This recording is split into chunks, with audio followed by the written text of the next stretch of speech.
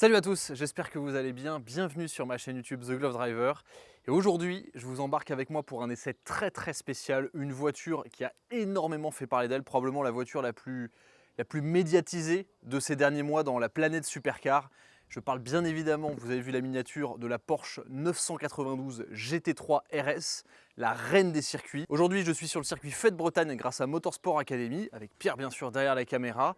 Et je vais vous présenter en détail la voiture qui se trouve derrière moi et bien sûr emmener la voiture sur le circuit pour vous parler du ressenti de conduite. Qu'est-ce qu'on ressent comme émotion, comme sensation à bord de la nouvelle 992 GT3 RS. Je ne l'ai pas encore conduite, mais je peux vous dire que j'ai hâte. Il y a certaines voitures qui me font vraiment kiffer plus que d'autres.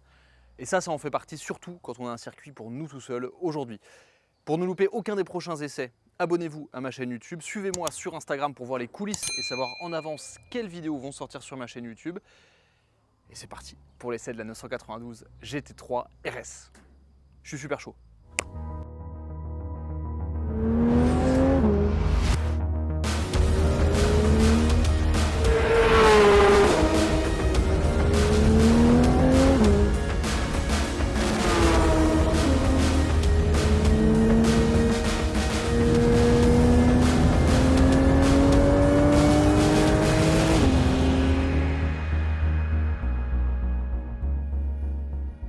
L'appellation GT3 RS s'est sortie d'abord en 2003 avec la Porsche 996 GT3 RS qui est aujourd'hui un pur collector, et depuis ça a eu tellement de succès qu'il y a eu de nombreuses versions à travers les différentes générations de la 911. Donc on a eu la 996 pour commencer, ensuite évidemment la génération 997 avec deux versions, une d'abord en 3 litres 6 avec la 97 phase 1 et une ensuite en 3 litres 8 avec la 97 phase 2. Il y a ensuite eu la 91 phase 1, phase 2 et phase 3 GT3 RS. Alors oui, il existe bien la phase 3. La phase 3, c'était la version avec les FAP, qui est un mot qu'on n'aime pas trop entendre quand c'est greffé à des moteurs atmosphériques comme ça. Et je ne l'ai pas dit, mais la GT3 RS, je pense que tout le monde connaît un petit peu cette voiture. C'est la version la plus extrême, la plus noble, j'ai envie de dire, la plus orientée circuit de la gamme 911, avec toujours une particularité, le moteur atmosphérique. C'est ce qu'on retrouve parmi toutes les GT3 RS, donc c'est un peu l'apothéose, quoi. C'est des moteurs qui prennent des tours, qui sont ultra engageants, avec des châssis réglés pour l'efficacité, de l'aérodynamisme travaillé, allégé au maximum. Voilà, c'est tout ce qu'on va retrouver sur cette voiture, mais là c'est poussé encore à l'extrême. Et il y a ensuite eu, cette année, la 992 GT3 RS, donc la dernière génération, c'est la voiture que j'ai derrière moi. Alors la 992 GT3 RS, c'est une voiture qui est disponible au catalogue Porsche, enfin déjà si vous pouvez en avoir une, ce qui est quasiment pas possible en fait, grosso modo, à partir de 240 000 € environ, sans malus, sans option, et vous allez voir que là-dessus les options ça va assez vite. Je vais présenter rapidement déjà l'aérodynamisme de cette voiture. Déjà, lorsque vous la voyez comme ça, la voiture est ultra impressionnante. Il y a des ailettes de partout, des coupures dans la carrosserie, des éléments, des extracteurs d'air. Franchement la voiture, quand on met une 992 GT3 à côté de celle-ci, on a l'impression que la GT3 c'est un caïman, avec un aileron. Honnêtement c'est hallucinant. Si on commence par l'avant, déjà comparé à la GT3, on a un bouclier avant qui est retravaillé. Sous le coffre, à l'avant, il n'y a plus de coffre, justement, ils ont mis un énorme radiateur. Et sur le capot, on a des ailettes qui ont une fonction qui est hallucinante, c'est-à-dire que l'air froid rentre par ici, ressort en air chaud derrière le radiateur, et les ailettes qui sont ici sur le capot servent à diffuser l'air à l'extérieur de la carrosserie pour que l'air froid qui arrive donc de l'avant de la voiture soit canalisé ici, reste bien au milieu grâce à ces ailettes qui sont sur le toit. Donc la voiture a carrément des ailettes sur le toit, et pour que ça arrive directement dans l'admission pour refroidir le moteur. Donc c'est-à-dire qu'ils écartent les flux d'air chaud pour que l'air qui arrive dans le moteur soit le plus frais possible, pour avoir un maximum de performance. On a ici évidemment des déflecteurs qui servent à écarter l'air des roues pour ne pas avoir trop de turbulence à l'intérieur. On a ici des extracteurs d'air qui servent à enlever la pression qu'il peut y avoir dans les arches. Là encore ici, là c'est hallucinant les découpes qu'il y a dans la carrosserie. Vous avez intérêt à avoir un bon film de protection, parce que là, les graviers, les pneus, je pense que c'est 2 track day de nouvelle peinture autrement. Mais là, la découpe qui est ici, c'est impressionnant. Là encore, les jupes latérales sont très posées. La voiture, en fait, elle paraît tellement large. Même d'ici, quand je regarde, c'est pas une carrosserie normale de voiture. Il y a des trous dans tous les sens, des bosses, des morceaux de plastique et tout. C'est assez hallucinant. Les prises d'air ici sur les côtés servent non pas à refroidir le moteur, mais à l'aérodynamisme. Donc là encore, ça permet de plaquer encore plus la voiture. Et bon, la pièce maîtresse sur la nouvelle GT3 RS, c'est compliqué de la louper. C'est cet aileron que je ne sais même pas comment qualifier. Je pense que dire immense, ça serait... je sais pas, on dirait un aileron de cup en fait, quoi. J'étais au Nürburgring il y a quelques jours et j'ai vu beaucoup de nouvelles GT3 RS dans toutes les configurations, vous allez voir ça dans les vidéos prochaines. Et à un moment, il y avait des GT2 RS Manthey Racing qui étaient garées à côté de celle-ci. Les GT2 RS paraissaient petites à côté de cette voiture, tellement elle est large, tellement il y a d'appendices aéro. Donc là, on a un immense aileron qui est juste hallucinant avec un système de DRS que je vais vous expliquer tout à l'heure. Enfin, il y a des termes qui ne vont pas avec des voitures de route quand même. Il ne faut pas oublier que cette voiture a des plaques d'immatriculation. Et derrière, bon là encore, on a des immenses extracteurs d'air avec des découpes encore dans la carrosserie qui sont dingues. Un diffuseur monstrueux, on ne peut pas vous le montrer là, mais on a un fond plat qui est ultra travaillé sur la voiture avec des ailettes dans tous les sens sous la voiture, là aussi pour canaliser l'air. Et je vous le disais tout à l'heure, là on parle même plus d'aérodynamisme, on parle d'appui aéro parce qu'à 285 km/h, tous les éléments aérodynamiques de cette voiture développent quasiment 900 kg d'appui. On est à 850 kg d'appui à peu près. C'est plus qu'une McLaren Senna. Alors certes c'est à 285 km/h, la vitesse maximale étant de 294 km/h parce qu'il y a tellement d'appui que de toute manière ça freine la voiture. Mais même à 200 km/h, vous avez 400 kg d'appui. Ce qui est déjà, c'est hallucinant et c'est quasiment le même appui qui est généré sur une 911 Cup. Voilà. Donc, sauf que là, c'est une voiture de route. Franchement, c'est juste hallucinant le travail qui a été fait sur cette voiture. Et c'est quelque chose qui a vraiment été mis en avant par les essayeurs sur la piste. Donc j'ai hâte de voir ce que ça va donner. Forcément, tout ça, ça amène énormément de stabilité à la voiture.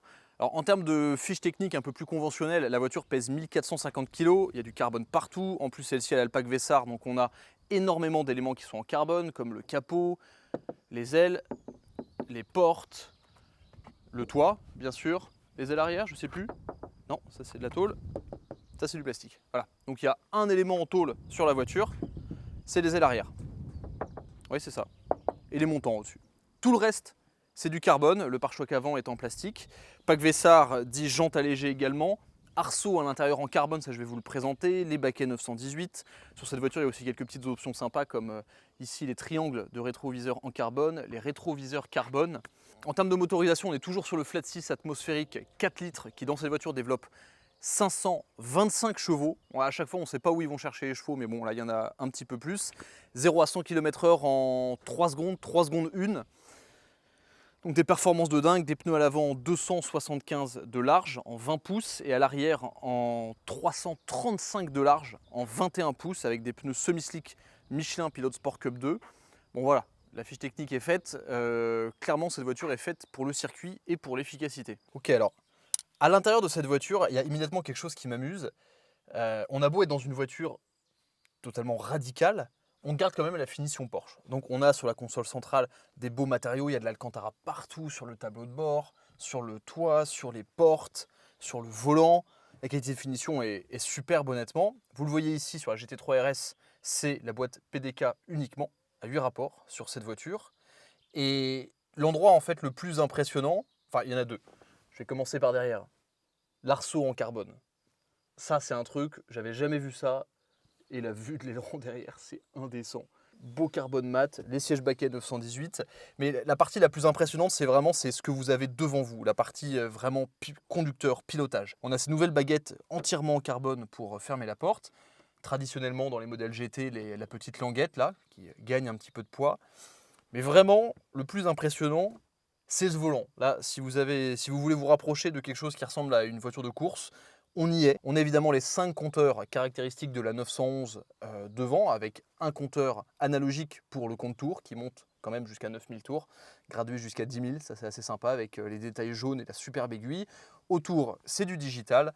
Et ce volant, alors c'est là vraiment où les mecs chez Porsche ils se sont dit ok, on va faire une voiture très rapide, on va faire une voiture très aérodynamique avec beaucoup d'appui, mais on va faire une voiture surtout vraiment pour les pilotes. Et on a 4 petites molettes ici. Alors celle en haut à droite qui permet de choisir les modes de conduite entre road, sport et track. Donc il va changer différents aspects de la voiture, la réactivité du moteur, la réactivité de la boîte de vitesse, la réactivité de l'ESP, de l'anti-patinage. Ici, on a un bouton qui permet de changer les modes du traction control, donc du contrôle de stabilité et de traction. Donc vous pouvez choisir en fait la liberté que va vous laisser la voiture sur les réaccélérations, sur les drifts, sur les prises d'angle. Ici PTV+, donc c'est le Porsche Torque Vectoring, donc c'est le réglage du différentiel. Donc c'est-à-dire que vous allez pouvoir gérer à partir de cette molette à la vitesse de blocage du différentiel. Si vous voulez une voiture avec un différentiel qui verrouille très vite et qui va peut-être du coup avoir tendance à être un peu plus joueuse, ou alors une voiture un peu plus lente sur le verrouillage qui va privilégier la traction, ça peut être intéressant par exemple lorsqu'il pleut. Et ensuite, vous avez le PASM, donc là encore que vous pouvez régler à partir d'une molette, le Porsche Adaptative Suspension Management, avec un très bel accent français comme d'habitude, où là vous allez pouvoir régler indépendamment les amortisseurs en termes de compression et de détente. En gros, vous montez dans la voiture, vous vous faites un setup sur mesure, selon la piste, selon l'état de la piste, selon votre envie, selon vos sensations de comportement, selon la météo. Là, on est sur de la technologie de voiture de course, littéralement. J'ai jamais vu ça sur une voiture de route auparavant. Et vous pouvez aller chercher le pain avec. Bon, vous n'avez plus de coffre, mais c'est assez bluffant.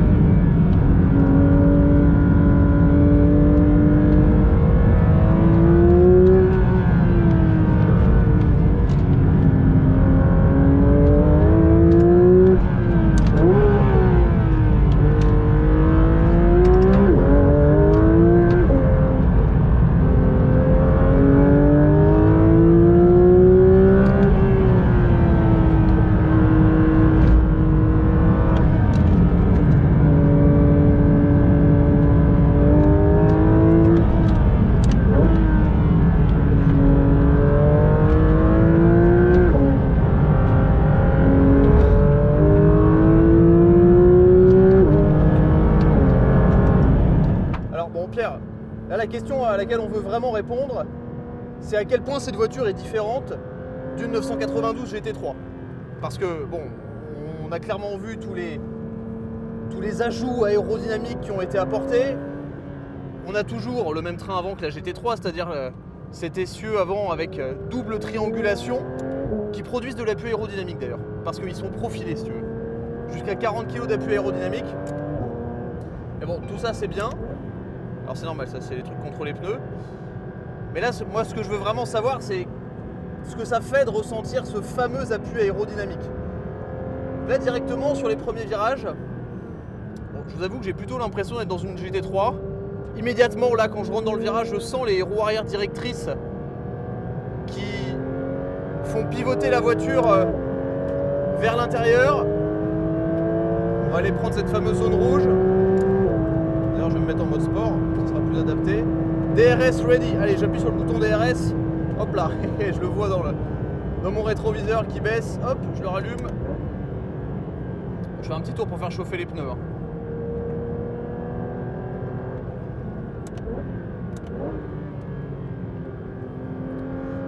Bon, pour l'instant, les premières impressions, c'est que la voiture, sans surprise, est extrêmement directionnelle.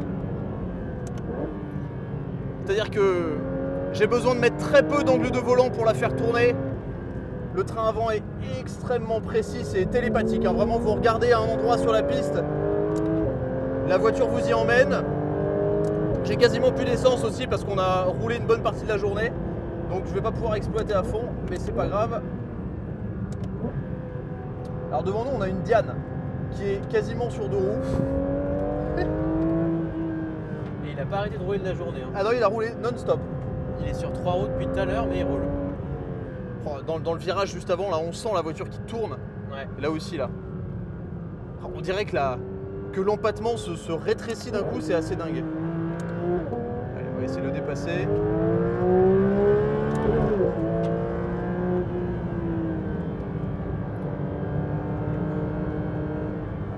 Mettre les pneus tranquillement en température.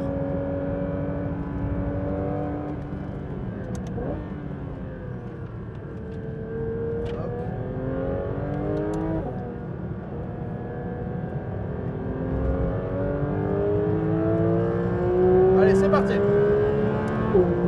Bon, déjà le son c'est toujours orgasmique, toujours aussi exceptionnel. 216, 220, 224, 230. Oh les freins. Oh, le freinage, c'est hallucinant le freinage. Ah ouais non, les freins c'est quelque chose, la vache. Comment la voiture elle pivote, c'est impressionnant.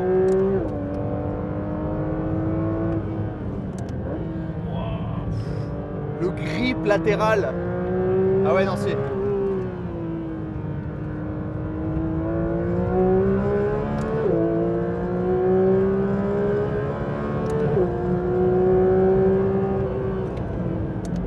Oh là là, le freinage.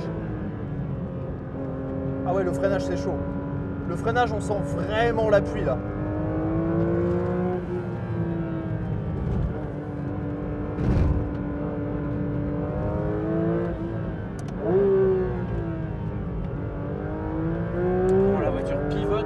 Hallucinant. On a l'impression qu'elle tourne sur elle-même. C'est dingue, ça c'est les roues arrière directrices. Et là dans ces virages là, c'est là que l'appui il est impressionnant. Là, changement de direction. Comment la voiture elle est posée.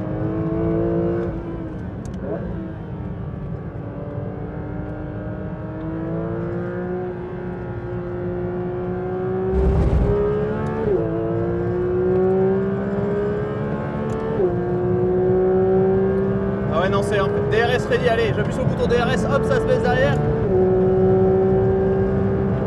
Je le relève.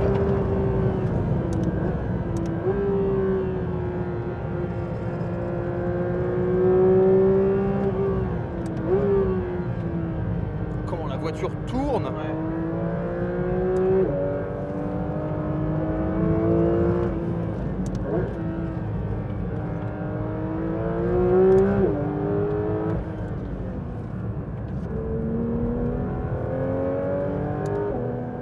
Ouais, ok, d'accord. On sent la différence avec une GT3 quand même. Ouais. Franchement, dans les des moments particuliers. Ouais. Oui. Dans les courbes rapides. Ouais. Là, on sent vraiment l'appui de la voiture. Ah ouais, c'est dingue. Alors on a quasiment plus d'essence, donc bon, je vais rouler un petit peu tranquille là, mais il y a plusieurs choses à dire. Déjà, dans les virages lents, la façon dont les roues arrière directrices, on a l'impression que l'empattement il se réduit d'un coup. On dirait qu'il y a un piqué au milieu de la voiture et que la voiture elle tourne sur elle-même. Ça c'est vraiment hallucinant. Alors là je suis en mode sport, je suis pas en mode track, donc j'ai encore les aides connectées. Mais on sent bien que si on était ESP tout déconnecté, la voiture viendrait, on la sent très mobile, mais je trouve que, enfin je sais pas toi en siège passager, mais on sent vachement ce que la voiture fait. Ouais, mais c'est une sensation que je retrouvais sur le GT3 992. Ouais, aussi. J'ai eu la chance de pas mal rouler en passager dans les 992 GT3 et on avait cette sensation là déjà. Ouais, de vraiment avoir une voiture lisible quoi. Ouais, mais je pense que la 992 GT3 est déjà tellement efficace par rapport à la 991 que le gap il est compliqué à sentir là sur la GT3 RS quoi. Ouais. Bah, c'est vrai que dans la façon dont la voiture se comporte, c'est grosso modo la même chose. Je pense qu'en la conduisant, tu le sens beaucoup plus qu'en passager. Alors franchement, en la conduisant, la différence, elle est vraiment notable. Ouais. Elle est vraiment notable parce que il y a c'est surtout c'est l'appui aéro dans les... Enfin la stabilité de la voiture quand tu rentres dans les virages et quand tu changes de direction. Ça, j'avoue que c'est assez impressionnant. Ouais. Bon après, la boîte PDK, c'est du beurre. Les rapports, ils passent super rapidement. Le train avant, il est hallucinant, comme sur la GT3. Ouais, c'est dingue. Et ce que j'adore avec les Michelin Pilot Sport Cup 2, c'est que même si c'est des semi-slicks, on a vraiment la sensation de la façon dont ils travaillent. C'est-à-dire que quand je sens que je réaccélère en sortie de virage et que l'avant va peut-être être écarté un petit peu, sous-viré un tout petit peu, ça reste super contrôlable. Ouais. Je sais exactement ce qui se passe, j'ai une super sensation à travers la direction. Et ça, j'avoue que ça met en confiance. En fait, ce qui me surprend, c'est que... Bon, du coup, je redis des choses que j'ai déjà dit tout à l'heure, mais là où ça n'a pas fonctionné. En fait, si on la conduit vite, franchement, c'est une 992 GT3. Il n'y a pas une grande différence. Quand on commence à la conduire très vite, là, on se dit, ah oui, ok, mais attends, il y a plus d'appui, tu peux rentrer plus fort. Et quand on commence à la conduire très très vite, et en fait, c'est hallucinant parce que les limites sont constamment repoussées. Ouais. C'est-à-dire que, bon, déjà, le freinage, c'est un truc de fou. Mais ici, par exemple, là, dans ces virages, là, la voiture, elle est posée, vissée au sol. Léger sous-virage, mais je le sens bien. Là, c'est pareil. Je peux réaccélérer tellement tôt.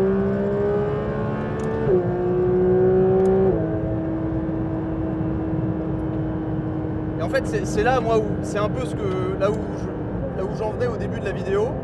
C'est que je savais pas si j'allais pouvoir l'exploiter, cette voiture. Et clairement, ce que je sens... Là, on est quand même à 140 dans un virage bien fermé.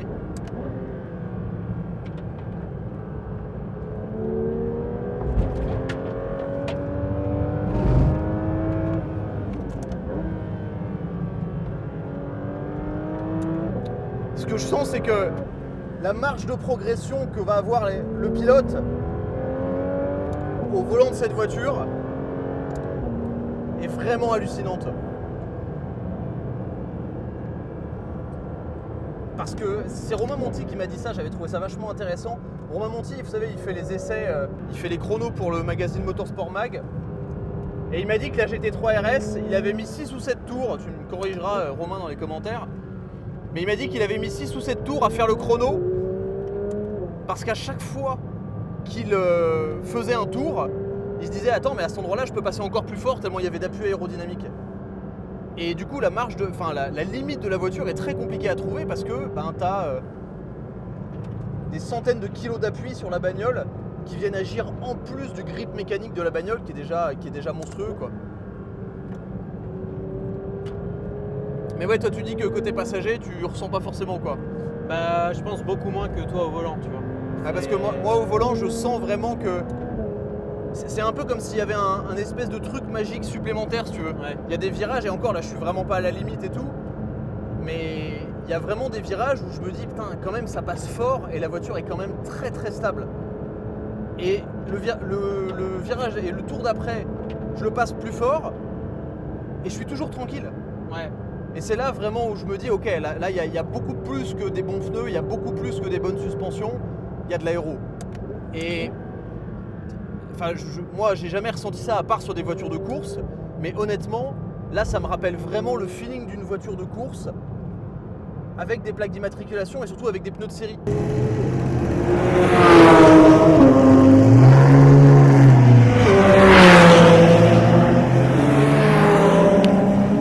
Ce qui me surprend, c'est qu'avec cette nouvelle double triangulation à l'avant, déjà, ça je pense que pour le coup tu le sens en passager, mais c'est pareil dans une GT3, tous les mouvements de caisse, un peu, ce côté, tu vois, train avant qui s'ouvre très rapidement, qu'il faut vachement emmener grâce au frein dans les virages, parce que c'est une 911, donc tu as le moteur à l'arrière et pas de poids à l'avant.